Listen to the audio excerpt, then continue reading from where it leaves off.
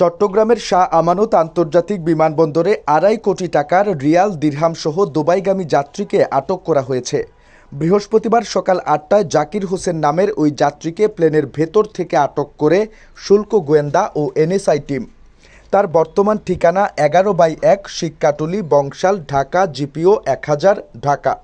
স্থায়ী ঠিকানা গ্রাম Ramganj, post office Ramganj, থানা রামগঞ্জ, জেলা লক্ষ্মীপুর।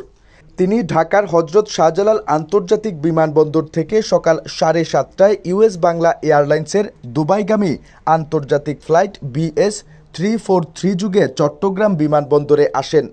তার কাছে ৭,৭০,০০০ সৌদি রিয়াল এবং ৪৬,০০০ UAE দিরহাম পাওয়া যায়, যা ২,০৫,৭১৪ মার্কিন ডলারের সমতুল্য।